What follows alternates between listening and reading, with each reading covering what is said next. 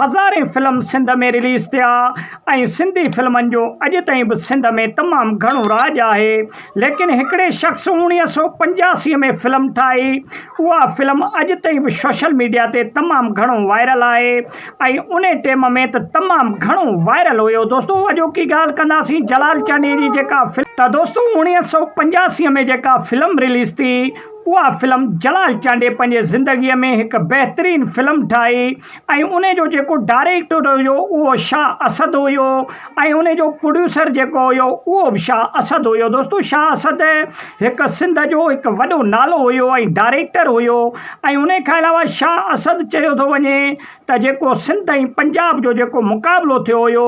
अतावला न्याज़ी ऐं जलाल चांडे जे विच में, उहो मुक़ाबिलो बि शाह असद शाह ई करायो हुयो ऐं उन जी सरपरस्तीअ में इहो मुक़ाबिलो थी आयो हुयो। त दोस्तों हिन फिल्म जेका 1985 में रिलीज़ थी, उन जा मक़सद छा हुया ऐं उहो छाजे लाइ रिलीज़ कई वई ऐं उन जा मक़ासिद कहिड़ा हुया। सभ खां पहिरीं मक़सदु इहो ई हुयो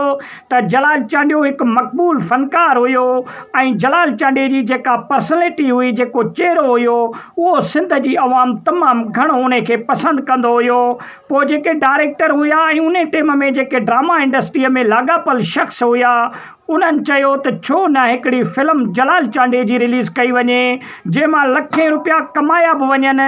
ऐं फिल्म ऐं ड्रामा इंडस्ट्रीअ खे बि हथी वठाई वञे ऐं उन खे बि थोरो अॻिते जेको आहे सो बूस्ट कयो वञे। दोस्तों मां तव्हांखे हिकिड़ी ॻाल्हि ॿुधायां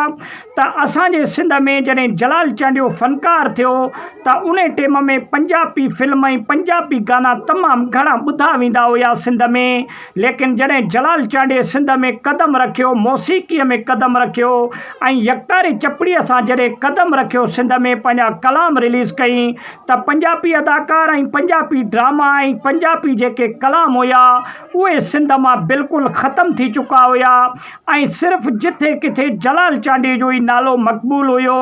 ऐं केस्ट इंडस्ट्री जेका टेप केस्ट इंडस्ट्री हुई उन खे बि तमामु घणी हथी बि मिली ऐं उन टेप कंपनी वारनि बि लखें ऐं किरोड़े रुपया कमाया जलाल चांडे खां। छाजे करे जो जलाल चांडियो जग मशहूरु फ़नकार हुयो ऐं जलाल चांडे जा जेके बि एल्बम रिलीज़ थींदा हुया उहे हथों हथ खपी वेंदा हुया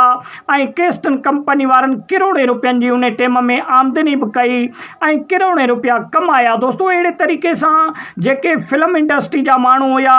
उन्हनि बि ॾिठो त हाणे फिल्म इंडस्ट्री बिल्कुलु वेही चुकी आहे, हाणे छो न अहिड़ो को हिन में जान विझो वञे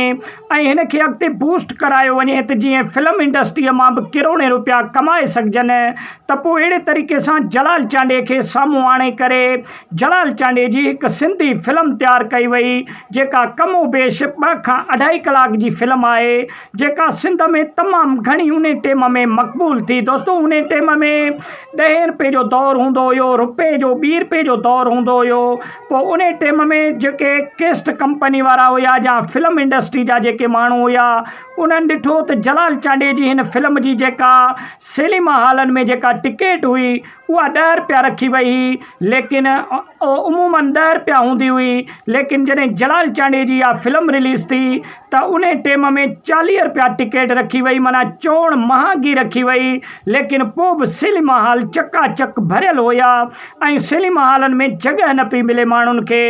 एतिरो माण्हू जेको आहे सो फिल्म ॾिसणु जलाल चांडे जी माण्हू अचनि पिया सिनेमा हॉलनि में। दोस्तों पंजाब, बलोचिस्तान, सिंध में तमामु घणो इहो फिल्म उन टाइम में 1985 में तमामु घणो मक़बूल थियो हुयो। छाजे करे जो उन में अदाकारी बि जलाल चांडे जी हुई ऐं उन में कलाम जेके हुया उहे बि जलाल चांडे जा ई हुया ऐं जलाल चांडियो हिकु मेन किरदारु हुयो इन फिल्म जो, जेको तमामु बहितरीनु अंदाज़े सां जलाल चांडे इन फिल्म में निभायो किरदारु ऐं उहा फिल्म उन टाइम में लखें रुपया उन फिल्म बि जेको आहे सो जलाल चांडे जे उन्हनि डायरेक्टरनि खे कमाए ॾिना ऐं फिल्म इंडस्ट्रीअ खे हथी मिली। दोस्तों ऐं उन टाइम में उहा जॾहिं फिल्म 1985 में जॾहिं जलाल चांडे जी रिलीज़ थी, उन खां पोइ असद कुरैशी बि जेको आहे सो तमामु घणो मुतासिर थियो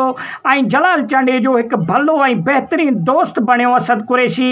पोइ असद कुरैशीअ जा हिन वक़्तु 2025 में सिंध में 7 जी तादाद में फिल्मूं ऐं ड्रामा रिलीज़ आहिनि जेके जलाल चांडे खां मुतासिर थी असद कुरैशीअ बि तमामु बहितरीनु फिल्मूं रिलीज़ कयूं सिंध में। उमेद आहे त नंढो वीडियो तव्हांखे पसंदि आयो हूंदो। वीडियो खे लाइक ऐं शेयर कयो, चैनल खे सब्सक्राइब कयो। वॾी महिरबानी दोस्तों।